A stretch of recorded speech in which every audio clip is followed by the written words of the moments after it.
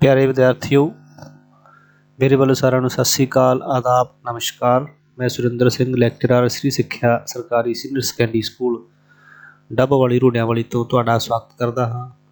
ਸੋ ਪਿਛਲੀਆਂ ਵੀਡੀਓ ਦੇ ਵਿੱਚ ਅਸੀਂ 3 ਲੈਸਨਾਂ ਦੀ ਜਿਹੜੀ ਹੈ ਉਹ ਤਿਆਰੀ ਕਰ ਚੁੱਕੇ ਹਾਂ। ਸੋ ਅੱਜ ਅਸੀਂ 12ਵੀਂ ਜਮਾਤ ਦਾ ਪਾਠ ਚੌਥਾ ਪੜ੍ਹਾਂਗੇ, ਜੋ ਹੈ ਖੇਡ ਸੱਟਾਂ ਸਪੋਰਟਸ ਇੰਜਰੀ। ਖੇਡਾਂ ਦੇ ਪ੍ਰਤੀ ਪੂਰੇ ਸੰਸਾਰ ਦੇ ਵਿੱਚ ਅੱਜ ਲੋਕਾਂ ਦੇ ਵਿੱਚ ਬਹੁਤ ਜ਼ਿਆਦਾ ਰੁਝਾਨ ਵੱਧ ਚੁੱਕਾ ਹੈ। ਖਿਡਾਰੀਆਂ ਤੋਂ ਇਲਾਵਾ ਜਿਹੜੇ ਆਮ ਵਿਅਕਤੀ ਹੈਗੇ ਆ ਉਹ ਵੀ ਆਪਣੀ ਸਿਹਤ ਦੇ ਪ੍ਰਤੀ ਪੂਰੇ ਜਾਗਰੂਕ ਹਨ। ਮਨੋਰੰਜਨ ਅਤੇ ਸਰੀਰਕ ਯੋਗਤਾ ਨੂੰ ਵਧਾਉਣ ਦੇ ਲਈ ਵਿਅਕਤੀਆਂ ਵੱਲੋਂ ਖੇਡਾਂ ਦੀ ਹੀ ਵਰਤੋਂ ਕੀਤੀ ਜਾਂਦੀ ਹੈ। ਸੋ ਇਸ ਸਮੇਂ ਦੇ ਦੌਰਾਨ ਜਿਹੜੇ ਕਈ ਤਰ੍ਹਾਂ ਦੇ ਉਪਕਰਨ ਹੈ ਉਹ ਵਰਤੋਂ ਵਿੱਚ ਆਉਂਦੇ ਹਨ। ਕਿਰਿਆ ਕਰਦੇ ਸਮੇਂ ਬਹੁਤ ਸਾਰੀਆਂ ਸੱਟਾਂ ਲੱਗ ਜਾਂਦੀਆਂ ਹਨ। ਸੋ ਖੇਡ ਦੇ ਸਮੇਂ ਅਤੇ ਸਰੀਰਕ ਕਿਰਿਆਵਾਂ ਕਰਦੇ ਸਮੇਂ ਲੱਗਣ ਵਾਲੀਆਂ ਸੱਟਾਂ ਨੂੰ ਹੀ ਅਸੀਂ ਖੇਡ ਸੱਟਾਂ ਕਹਿੰਦੇ ਹਾਂ। ਇਹ ਸੱਟਾਂ ਖੇਡਾਂ ਦੇ ਦੌਰਾਨ ਗਲਤ ਤਕਨੀਕ ਕਰਕੇ ਵੀ ਲੱਗ ਸਕਦੀਆਂ ਹਨ, ਖਰਾਬ ਉਪਕਰਨਾਂ ਦੀ ਵਰਤੋਂ ਕਰਕੇ ਲੱਗ ਸਕਦੀਆਂ ਹਨ, ਜਾਂ ਹੋਰ ਇਸ ਦੇ ਕਈ ਕਾਰਨ ਵੀ ਹੋ ਸਕਦੇ ਹਨ ਜਿਸ ਕਰਕੇ ਜਿਹੜੀਆਂ ਸੱਟਾਂ ਇਹ ਲੱਗ ਜਾਂਦੀਆਂ ਹਨ। ਇਹ ਸੱਟਾਂ ਜਿਹੜੀਆਂ ਹੈਗੀਆਂ ਇਹ ਆਮ ਤੌਰ 'ਤੇ ਸੁਧਾਰਨ ਸੱਟਾਂ ਵੀ ਹੋ ਸਕਦੀਆਂ ਹਨ ਅਤੇ ਖਤਰਨਾਕ ਸੱਟਾਂ ਵੀ ਹੋ ਸਕਦੀਆਂ ਹਨ, ਜੋ ਖਿਡਾਰੀਆਂ ਨੂੰ ਸਦਾ ਦੇ ਲਈ ਉਹਨਾਂ ਦੀ ਖੇਡ ਤੋਂ ਉਸ ਨੂੰ ਦੂਰ ਕਰ ਸਕਦੀਆਂ ਹਨ। ਸੋ ਕੋਚ ਜਾਂ ਖਿਡਾਰੀ ਨੂੰ ਖੇਡ ਸੱਟਾਂ ਦੇ ਬਾਰੇ ਜਾਣਕਾਰੀ ਹੋਣਾ ਬਹੁਤ ਜ਼ਰੂਰੀ ਹੈ। ਸੱਟਾਂ ਦਾ ਕਾਰਨ ਕੀ ਹੈ, ਸੱਟਾਂ ਦੀ ਕਿਸਮ ਕੀ ਹੈ, ਉਸ ਦੀ ਮੁੱਢਲੀ ਸਹਾਇਤਾ ਬਾਰੇ ਜਾਣਕਾਰੀ ਹੋਣਾ ਕੋਚ ਦੇ ਲਈ ਬਹੁਤ ਜ਼ਰੂਰੀ ਹੈ। ਜੇਕਰ ਇਸ ਦੇ ਬਾਰੇ ਜਾਣਕਾਰੀ ਹੋਵੇਗੀ ਤਾਂ ਸਮੇਂ ਸਿਰ ਜਿਹੜਾ ਇਲਾਜ ਉਸ ਦਾ ਕੀਤਾ ਜਾ ਸਕਦਾ ਹੈ। ਨੈਕਸਟ ਹੈ ਖੇਡ ਸੱਟਾਂ ਦੀਆਂ ਕਿਸਮਾਂ, ਕਲਾਸੀਫਿਕੇਸ਼ਨ ਆਫ ਇੰਜਰੀਜ਼।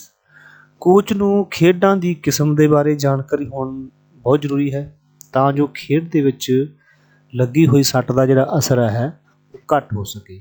ਖਿਡਾਰੀਆਂ ਨੂੰ ਜ਼ਿਆਦਾ ਨੁਕਸਾਨ ਹੋਣ ਤੋਂ ਬਚਾਉਣ ਦੇ ਲਈ ਇਸ ਤਰ੍ਹਾਂ ਖੇਡ ਸੱਟਾਂ ਨੂੰ 2 ਭਾਗਾਂ ਦੇ ਵਿੱਚ ਅਸੀਂ ਵੰਡ ਸਕਦੇ ਹਾਂ, ਜਿਵੇਂ ਕਿ ਇੱਕ ਸੱਟ ਲੱਗਣ ਦੇ ਕਾਰਨ, ਦੂਜਾ ਹੈ ਤੰਤੂਆਂ ਤੋਂ ਹੋਣ ਵਾਲੇ ਨੁਕਸਾਨ ਦੇ ਆਧਾਰ 'ਤੇ ਅਸੀਂ ਇਸ ਨੂੰ 2 ਭਾਗਾਂ 'ਚ ਵੰਡ ਸਕਦੇ ਹਾਂ। ਸੋ ਪਹਿਲਾ ਭਾਗ ਹੈ ਸੱਟ ਲੱਗਣ ਦੇ ਕਾਰਨ ਕੀ ਹਨ, ਕਾਜ਼ਜ਼ ਆਫ ਇੰਜਰੀ। ਇਸ ਦੇ ਵਿੱਚ ਖਿਡਾਰੀ ਸੱਟ ਲੱਗਣ ਦੇ ਕਾਰਨਾਂ ਦੀ ਪੜਤਾਲ ਕਰਦਾ ਹੋਇਆ ਸੱਟ ਦੀ ਕਿਸਮ ਬਾਰੇ ਜਾਣਨ ਦੀ ਕੋਸ਼ਿਸ਼ ਕਰਦਾ ਹੈ। ਇਹਨਾਂ ਨੂੰ ਵੀ ਅਸੀਂ ਅੱਗੇ 3 ਭਾਗਾਂ ਦੇ ਵਿੱਚ ਵੰਡ ਸਕਦੇ ਹਾਂ ਕਿ ਸੱਟ ਲੱਗਣ ਦੇ ਕਿਹੜੇ ਕਾਰਨ ਹੋ ਸਕਦੇ ਹਨ। ਜਿਵੇਂ ਕਿ ਊੜਾ ਭਾਗ ਹੈ ਪ੍ਰਤੱਖ ਸੱਟਾਂ, ਡਾਇਰੈਕਟ ਇੰਜਰੀਜ਼। ਇਹ ਸੱਟਾਂ ਖਿਡਾਰੀਆਂ ਦੇ ਵਿੱਚ ਬਾਹਰੀ ਤਾਕਤ ਦੇ ਨਾਲ ਲੱਗਦੀਆਂ ਹਨ।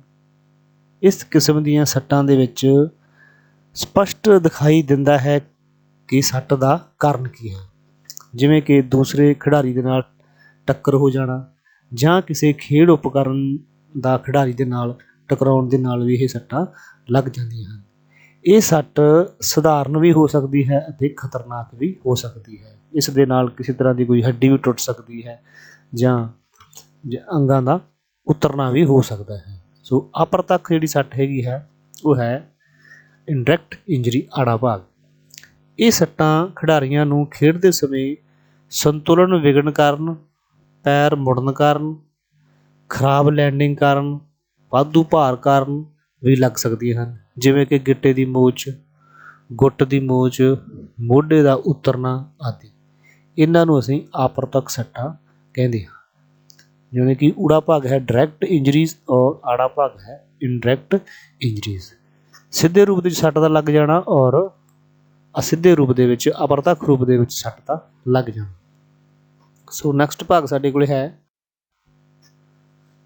ਵੱਧ ਕੰਮ ਜਾਂ ਦਬਾਅ ਕਾਰਨ ਸੱਟਾਂ। ਤੀਜਾ ਕਾਰਨ ਇਸ ਦਾ ਇਹ ਵੀ ਹੋ ਸਕਦਾ ਹੈ ਕਿ ਜਿਹੜੀਆਂ ਸੱਟਾਂ ਹੈਗੀਆਂ ਉਹ ਵੱਧ ਦਬਾਅ ਕਰਕੇ ਵੀ ਲੱਗ ਸਕਦੀਆਂ ਹਨ। ਅਜਿਹੀਆਂ ਸੱਟਾਂ ਸਰੀਰ ਦੇ ਉੱਪਰ ਵੱਧ ਤਣਾਅ ਪਾਉਣ ਕਾਰਨ ਲੱਗਦੀਆਂ ਹਨ। ਸ਼ੁਰੂ ਦੇ ਵਿੱਚ ਦਰਦ ਬਹੁਤ ਘੱਟ ਮਹਿਸੂਸ ਹੁੰਦਾ ਹੈ, ਪਰ ਬਾਅਦ ਦੇ ਵਿੱਚ ਜਦੋਂ ਖਿਡਾਰੀ ਆਪਣੀ ਖੇਡ ਖਤਮ ਕਰਦਾ ਹੈ ਤਾਂ ਇਹ ਦਰਦ ਤੇਜ਼ ਹੋ ਜਾਂਦਾ ਹੈ ਅਤੇ ਖਿਡਾਰੀਆਂ ਨੂੰ ਖੇਡਣ ਦੇ ਵਿੱਚ ਬਹੁਤ ਮੁਸ਼ਕਲ ਆਉਂਦੀ ਹੈ। ਇਸ ਦਾ ਕਾਰਨ ਗਲਤ ਤਕਨੀਕ, ਗਲਤ ਟ੍ਰੇਨਿੰਗ ਪ੍ਰੋਗਰਾਮ ਵੀ ਹੋ ਸਕਦਾ ਹੈ। ਸੋ ਸੱਟ ਲੱਗਣ ਦੇ ਕਾਰਨ ਜਿਹੜੇ ਹੈਗੇ ਆ ਉਹ ਡਾਇਰੈਕਟ ਇੰਜਰੀ, ਇਨਡਾਇਰੈਕਟ ਇੰਜਰੀ ਵੀ ਹੋ ਸਕਦੀ ਹੈ ਔਰ ਵੱਧ ਕੰਮ ਦਾ ਜਿਹੜਾ ਦਬਾਅ ਵੀ ਹੋ ਸਕਦਾ ਹੈ। ਦੂਜਾ ਭਾਗ ਸੀਗਾ ਜਿਹਨੂੰ ਭਾਗ 'ਚ ਵੰਡਿਆ ਸੀਗਾ ਉਹ ਹੈ ਤੰਤੂਆਂ ਦੇ ਆਧਾਰ 'ਤੇ ਸੱਟਾਂ ਦੀ ਵੰਡ।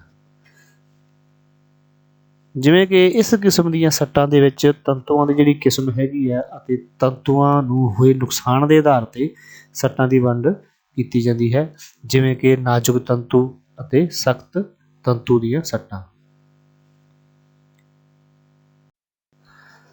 ਨਾਜ਼ੁਕ ਤੰਤੂ ਦੀਆਂ ਸੱਟਾਂ ਇਹ ਖੇਡ ਦੇ ਮੈਦਾਨ ਦੇ ਵਿੱਚ ਲੱਗਣ ਵਾਲੀਆਂ ਸਭ ਤੋਂ ਸਧਾਰਨ ਸੱਟਾਂ ਹਨ। ਇਸ ਕਿਸਮ ਦੀਆਂ ਸੱਟਾਂ ਦੇ ਵਿੱਚ ਬਾਹਰੀ ਚਮੜੀ ਦੀ ਰਗੜ, ਇਸ ਤੋਂ ਇਲਾਵਾ ਸਧਾਰਨ ਜ਼ਖਮ, ਮਾਸਪੇਸ਼ੀਆਂ ਦੇ ਵਿੱਚ ਖਿਚਾਅ, ਜੋੜਾਂ ਦੇ ਵਿੱਚ ਖਿਚਾਅ ਆਦਿ ਸ਼ਾਮਲ ਹੈ। ਇਸ ਦੇ ਵਿੱਚ ਬਿਲਕੁਲ ਸਧਾਰਨ ਸੱਟਾਂ ਲੱਗਦੀਆਂ ਹਨ, ਜਿਵੇਂ ਕਿ ਕਿਸੇ ਦੇ ਨਾਲ ਟਕਰਾ ਕੇ ਮੈਦਾਨ ਦੇ ਵਿੱਚ ਡਿੱਗ ਕੇ ਖਿਡਾਰੀ ਦੇ ਵਿੱਚ ਰਗੜ ਲੱਗ ਜਾਣੀ, ਮਾਸਪੇਸ਼ੀਆਂ ਦੇ ਵਿੱਚ ਖਿਚਾਅ ਆ ਜਾਣਾ। ਇਸ ਤਰ੍ਹਾਂ ਦੀ ਬਿਲਕੁਲ ਸਧਾਰਨ ਸੱਟਾਂ ਹੁੰਦੀਆਂ ਹਨ ਜਿਨ੍ਹਾਂ ਦੇ ਵਿੱਚ ਨਾਜ਼ੁਕ ਤੰਤੂ ਕੰਮ ਕਰਦੇ ਹਨ। ਇਸ ਤੋਂ ਇਲਾਵਾ ਜਿਹੜੀ ਹੈਗੀ ਆ ਆੜਾ ਭਾਗ ਹੈ ਉਹ ਹੈ ਸਖਤ ਤੰਤੂ ਦੀਆਂ ਸੱਟਾਂ, ਹਾਰਡ ਟਿਸ਼ੂ ਇੰਜਰੀਜ਼। ਖੇਡ ਦੇ ਸਮੇਂ ਖਿਡਾਰੀ ਨੂੰ ਲੱਗਣ ਵਾਲੀਆਂ ਕੁਝ ਗੰਭੀਰ ਸੱਟਾਂ ਇਸ ਸ਼੍ਰੇਣੀ ਦੇ ਵਿੱਚ ਆਉਂਦੀਆਂ ਹਨ, ਜਿਵੇਂ ਕਿ ਹੱਡੀ ਦਾ ਟੁੱਟਣਾ, ਹੱਡੀ ਦਾ ਟੁੱਟ ਕੇ ਬਾਹਰ ਆ ਜਾਣਾ, ਕਈ ਟੁਕੜਿਆਂ ਦੇ ਵਿੱਚ ਟੁੱਟਣਾ ਆਦਿ। ਇਸ ਕਿਸਮ ਦੀਆਂ ਜਿਹੜੀਆਂ ਸੱਟਾਂ ਉਹ ਸਖਤ ਤੰਤੂ ਦੇ ਵਿੱਚ ਆਉਂਦੀਆਂ ਹਨ। ਇਸ ਦੇ ਨਾਲ ਜਿਹੜਾ ਖਿਡਾਰੀ ਦਾ ਬਹੁਤ ਜ਼ਿਆਦਾ ਨੁਕਸਾਨ ਹੁੰਦਾ ਹੈ ਅਤੇ ਉਹ ਲੰਬੇ ਸਮੇਂ ਤੱਕ ਇਲਾਜ ਕਰਾਉਣਾ ਪੈ ਸਕਦਾ ਉਸ ਨੂੰ। ਸੋ ਇਹ ਜਿਹੜੀਆਂ ਸੱਟਾਂ ਜਿਹੜੀਆਂ ਹੈਗੀਆਂ ਉਹ ਸਖਤ ਤੰਤੂ ਦੇ ਵਿੱਚ ਆਉਂਦੀਆਂ ਹਨ, ਜਿਸ ਦੇ ਵਿੱਚ ਹੱਡੀ ਦਾ ਟੁੱਟਣਾ ਜਾਂ ਹੱਡੀ ਦਾ ਟੁੱਟ ਕੇ ਬਾਹਰ ਆ ਜਾਣਾ ਜਾਂ ਹੱਡੀ ਦਾ ਕਈ ਹਿੱਸਿਆਂ ਦੇ ਵਿੱਚ ਟੁੱਟ ਜਾਣ ਨੂੰ ਸਖਤ ਤੰਤੂ ਦੀਆਂ ਸੱਟਾਂ ਵੀ ਕਿਹਾ ਜਾਂਦਾ ਹੈ।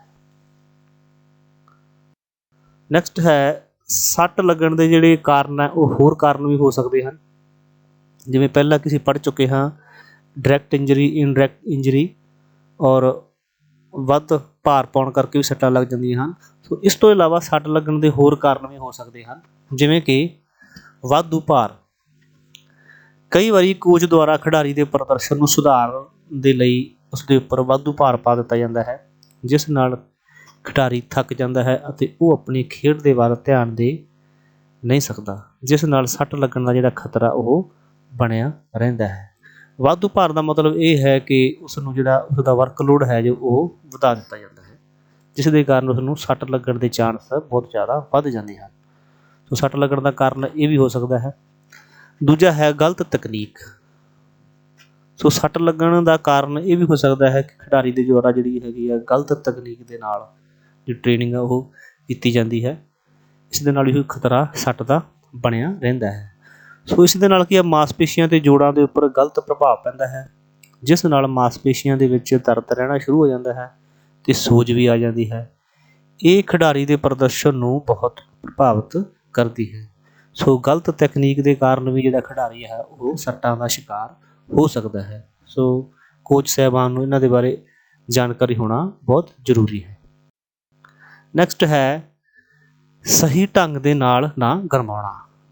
ਜੇਕਰ ਖਿਡਾਰੀ ਦੇ ਦੁਆਰਾ ਖੇਡ ਖੇਡਣ ਤੋਂ ਪਹਿਲਾਂ ਸਰੀਰ ਨੂੰ ਸਹੀ ਢੰਗ ਦੇ ਨਾਲ ਨਹੀਂ ਗਰਮਾਇਆ ਜਾਂਦਾ ਤਾਂ ਇਸ ਦੇ ਨਾਲ ਵੀ ਉਸ ਨੂੰ ਕੋਈ ਇੰਜਰੀ ਆ ਸਕਦੀ ਹੈ, ਉਸਦੀਆਂ ਮਾਸਪੇਸ਼ੀਆਂ ਦੇ ਵਿੱਚ ਖਿਚਾਅ ਆ ਸਕਦਾ ਹੈ, ਉਸਦੇ ਜੋੜਾਂ ਦੇ ਵਿੱਚ ਮੋਚ ਆ ਸਕਦੀ ਹੈ, ਮੋਢਿਆਂ ਦੇ ਵਿੱਚ ਹਿੱਲ ਸਕਦਾ ਹੈ। ਸੋ ਇਹ ਖਿਡਾਰੀ ਨੂੰ ਖੇਡ ਸ਼ੁਰੂ ਕਰਨ ਤੋਂ ਪਹਿਲਾਂ ਸਧਾਰਨ ਅਤੇ ਸਪੈਸ਼ਲ ਗਰਮਾਉਣਾ ਬਹੁਤ ਜ਼ਰੂਰੀ ਹੈ।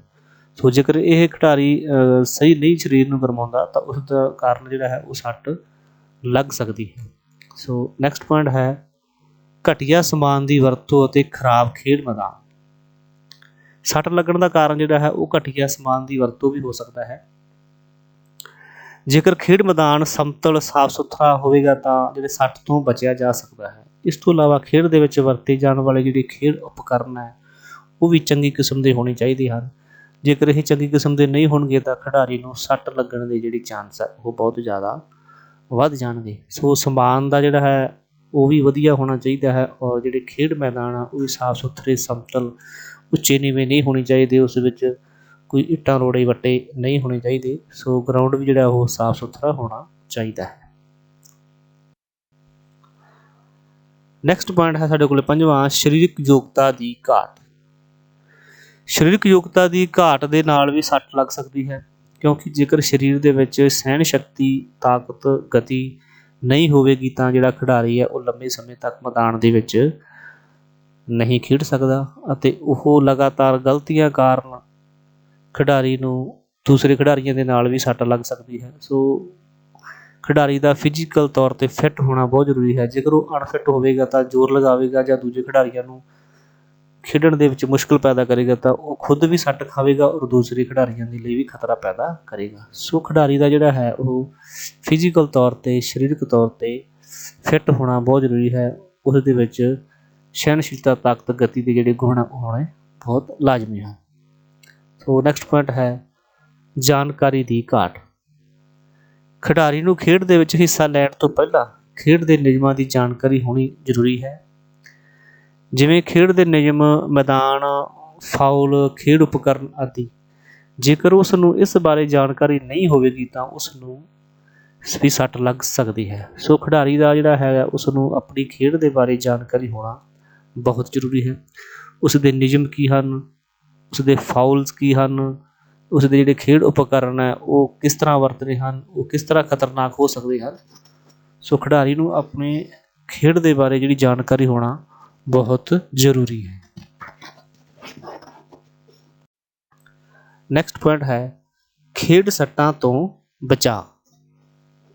ਅਸੀਂ ਇਹਨਾਂ ਖੇਡ ਸੱਟਾਂ ਤੋਂ ਕਿਸ ਤਰ੍ਹਾਂ ਬਚ ਸਕਦੇ ਹਾਂ।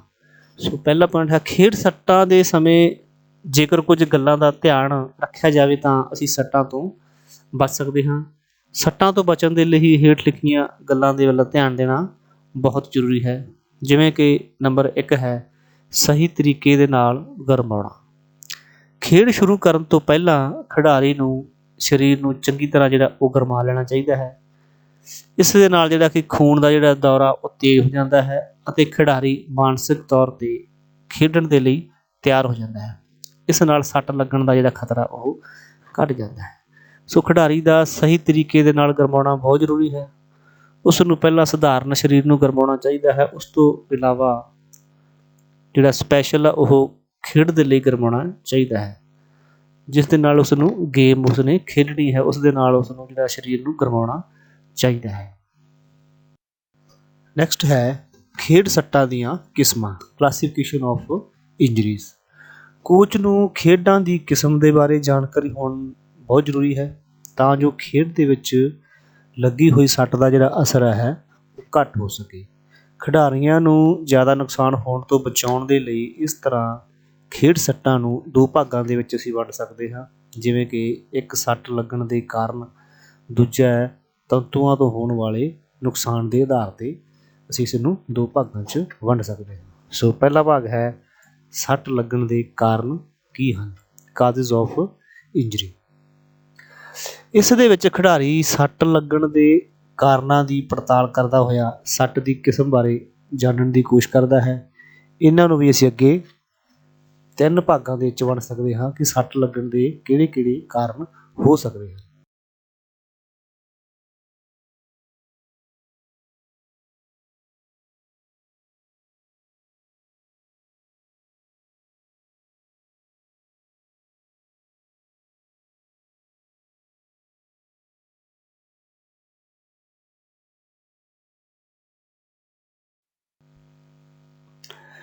ਨੈਕਸਟ ਪੁਆਇੰਟ ਹੈ ਸਹੀ ਖੇਡ ਮੈਦਾਨ, ਪ੍ਰੋਪਰ ਪਲੇ ਗਰਾਊਂਡ।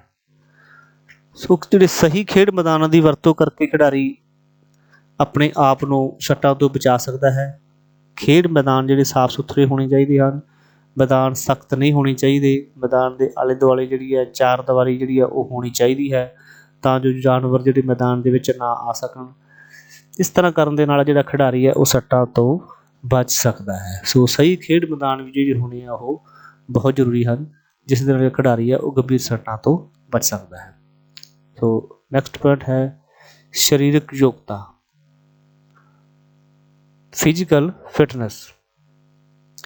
ਖਿਡਾਰੀ ਦਾ ਪੂਰੀ ਤਰ੍ਹਾਂ ਜਿਹੜਾ ਫਿੱਟ ਹੋਣਾ ਬਹੁਤ ਜ਼ਰੂਰੀ ਹੈ। ਜੇਕਰ ਖਿਡਾਰੀ ਫਿੱਟ ਨਹੀਂ ਹੋਵੇਗਾ ਤਾਂ ਉਸ ਦੀਆਂ ਜਿਹੜੀਆਂ ਮਾਸਪੇਸ਼ੀਆਂ ਦੇ ਵਿੱਚ ਖਿਚਾਅ ਆ ਸਕਦਾ ਹੈ। ਸੋ ਜਿਹੜੀ ਸਰੀਰਕ ਯੋਗਤਾ ਹੈਗੀ ਹੈ ਖਿਡਾਰੀ ਦੀ ਉਹ ਹੋਣੀ ਚਾਹੀਦੀ ਹੈ।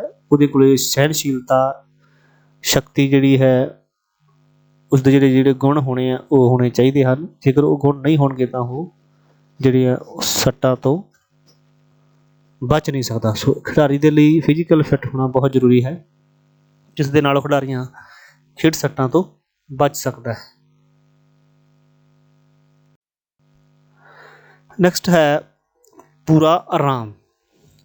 ਖੇਡਣ ਤੋਂ ਬਾਅਦ ਜਿਹੜਾ ਸਰੀਰਕ ਥਕਾਵਟ ਨੂੰ ਦੂਰ ਕਰਨ ਦੇ ਲਈ ਆਰਾਮ ਦੀ ਬਹੁਤ ਲੋੜ ਪੈਂਦੀ ਹੈ।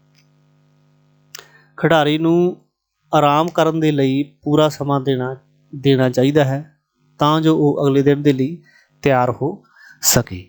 ਸੋ ਖਿਡਾਰੀ ਦਾ ਜਿਹੜਾ ਪੂਰਾ ਆਰਾਮ ਕਰਨਾ ਉਸ ਨੂੰ ਬਹੁਤ ਜ਼ਰੂਰੀ ਹੈ। ਉਸ ਨੂੰ ਖੇਡਣ ਤੋਂ ਬਾਅਦ ਸੌਣ ਦਾ ਸਮਾਂ ਜਿਹੜਾ ਉਹ ਦੇਣਾ ਚਾਹੀਦਾ ਹੈ, ਤਾਂ ਜੋ ਆਰਾਮ ਕਰਕੇ ਉਹ ਅਗਲੇ ਦਿਨ ਖੇਡਣ ਦੇ ਲਈ ਪੂਰੀ ਤਰ੍ਹਾਂ ਤਿਆਰ ਹੋ ਸਕੇ। ਸੋ ਨੈਕਸਟ ਪੁਆਇੰਟ ਹੈ ਸੰਤੁਲਿਤ ਭੋਜਨ। ਖਿਡਾਰੀ ਦੇ ਲਈ ਸੰਤੁਲਿਤ ਭੋਜਨ ਦਾ ਹੋਣਾ ਬਹੁਤ ਜ਼ਰੂਰੀ ਹੈ, ਕਿਉਂਕਿ ਖਰਚੀ ਗਈ ਊਰਜਾ ਨੂੰ ਪ੍ਰਾਪਤ ਕਰਨ ਦੇ ਲਈ ਸੰਤੁਲਿਤ ਭੋਜਨ ਬਹੁਤ ਜ਼ਰੂਰੀ ਹੈ। ਇਹ ਖਿਡਾਰੀ ਦੀ ਥਕਾਵਟ ਨੂੰ ਦੂਰ ਕਰਦਾ ਹੈ ਅਤੇ ਉਸ ਨੂੰ ਊਰਜਾ ਪੈਦਾ ਕਰਦਾ ਹੈ। ਸੋ ਖਿਡਾਰੀ ਦੇ ਲਈ ਸੰਤੁਲਿਤ ਭੋਜਨ ਹੋਣਾ ਬਹੁਤ ਜ਼ਰੂਰੀ ਹੈ। ਜੇਕਰ ਸੰਤੁਲਿਤ ਭੋਜਨ ਨਹੀਂ ਹੋਵੇਗਾ ਤਾਂ ਉਹ ਅਗਲੇ ਦਿਨ ਕੰਮ ਕਰਨ ਦੇ ਲਈ ਤਿਆਰ ਨਹੀਂ ਹੋਵੇਗਾ, ਔਰ ਉਸ ਜਿਹੜਾ ਖਿਡਾਰੀ ਆ ਉਹ ਆਪਣੇ ਆਪ ਨੂੰ ਥੱਕਿਆ ਹੋਇਆ ਮਹਿਸੂਸ ਕਰੇਗਾ। ਸੋ ਖਿਡਾਰੀ ਨੂੰ ਅਗਲੇ ਦਿਨ ਤੋਂ ਕੰਮ ਕਰਾਉਣ ਦੇ ਲਈ ਉਸ ਨੂੰ ਜਿਹੜਾ ਭੋਜਨ ਜਿਹੜਾ ਹੈ ਉਸ ਦਾ ਬਹੁਤ ਵਧੀਆ ਹੋਣਾ ਚਾਹੀਦਾ, ਸੰਤੁਲਿਤ ਆਹਾਰ ਹੋਣਾ ਚਾਹੀਦਾ, ਜਿਹਦੇ ਵਿੱਚ ਪ੍ਰੋਟੀਨ, ਕਾਰਬੋਹਾਈਡਰੇਟਸ, ਮਿਨਰਲਸ ਜਿਹੜੇ ਉਹ ਸਾਰੇ ਜਿਹੜੇ ਤੱਤ ਆ ਉਹ ਉਚਿਤ ਮਾਤਰਾ ਦੇ ਵਿੱਚ ਹੋਣੇ ਚਾਹੀਦੇ ਹਨ, ਤਾਂ ਜੋ ਜਿਹੜਾ ਖਿਡਾਰੀ ਹੈ ਉਹ ਅਗਲੇ ਦਿਨ ਕੰਮ ਕਰਨ ਦੇ ਲਈ ਹਾਜ਼ਰ ਹੋ ਸਕੇ ਅਤੇ ਆਪਣੇ ਖੇਡ ਸੱਟਾਂ ਤੋਂ ਬਚ ਸਕੇ। ਸੋ ਮੈਂ ਉਮੀਦ ਕਰਦਾ ਹਾਂ ਕਿ ਸਾਰੇ ਵਿਦਿਆਰਥੀਆਂ ਨੂੰ ਅੱਜ ਦਾ ਇਹ ਟੌਪਿਕ ਜਿਹੜਾ ਉਹ ਪਸੰਦ ਆਇਆ ਹੋਵੇਗਾ। ਸੋ ਮੇਰੇ ਵੱਲੋਂ ਸਾਰੇ ਵਿਦਿਆਰਥੀਆਂ ਦਾ ਬਹੁਤ ਬਹੁਤ ਧੰਨਵਾਦ।